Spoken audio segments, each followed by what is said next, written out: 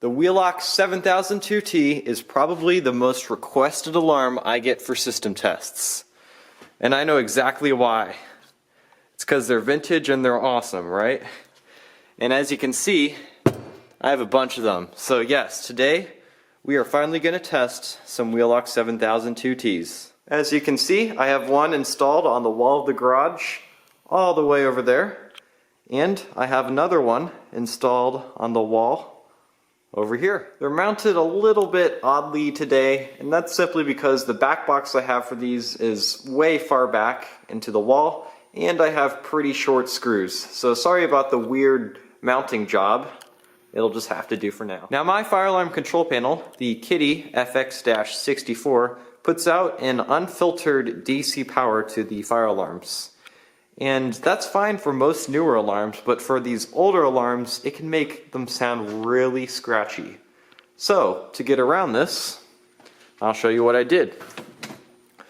I wired a few 9-volt batteries through an alarm relay, and 9-volt batteries put out a nice filtered DC power. And essentially, what that does is it makes the alarms sound nicer. For a pull station in the garage, I have a Fire-Lite BG6. I'm keeping with the vintage theme in this system test. And now we're going to go ahead and pull it.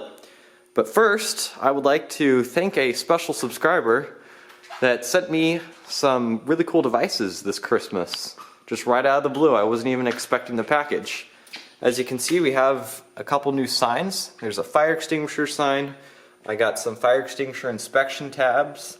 So you can see this one for January has already been inspected. And another sign right here, it says warning, $500 fine or 6 months in jail sentence for tampering with or misuse of fire equipment. So if you tamper with this, then you might go to jail. But again, this is not a real system, I just have that sign up for fun. And then right here I have this special little device. It's a break glass for key concealment container. And basically if you lost your keys and you really need to get to them to silence the fire alarm control panel, you can break the glass, and it's not even glass, it's plastic, but you can break it and access the key. So I put a spare set of fire alarm control panel keys in there so that if I ever lose this key, then I can get access to another one. I do plan on testing this device in a future system test, so stay tuned to this series to see that being used. Once again, huge thank you to that awesome subscriber. Alright, we're going to go ahead and start the system test and pull the Fire-Lite BG6. Are you ready? In 3, 2, 1.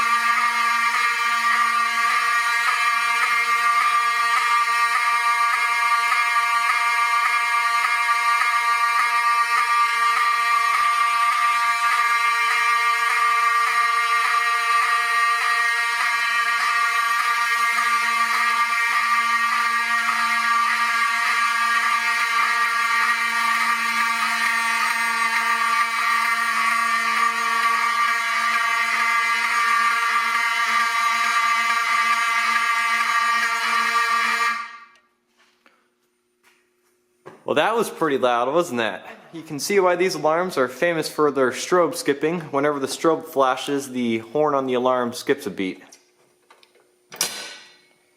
And as you can see, the handle is spring-loaded, and on the inside, there's just a simple button. So when you pull the station down, it activates the button. The fire alarm control panel has been reset back to normal conditions, and today, we're also going to test that smoke detector way over there. It hasn't been tested in a while, so we'll do that. To test the smoke detector today, we're going to use some Smoke Saber, which is simply smoke in a can.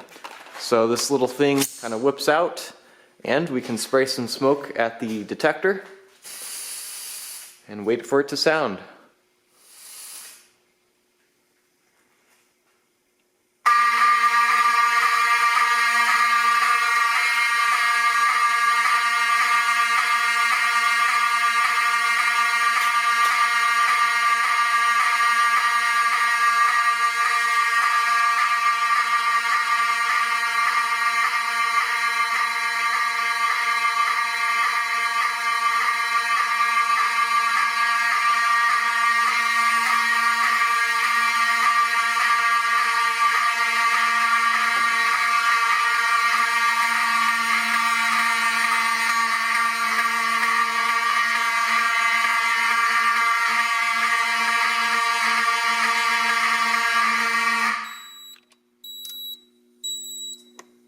Since this panel does not have a silenceable relay feature, I have to just unplug the batteries in order to silence the alarms. And I know this whole thing right here is kind of unsafe, and this is just a demonstration system. If it were a real building, this would not at all be up to code. But as you can see, the little wire just touches the battery, and that's what makes the alarm sound.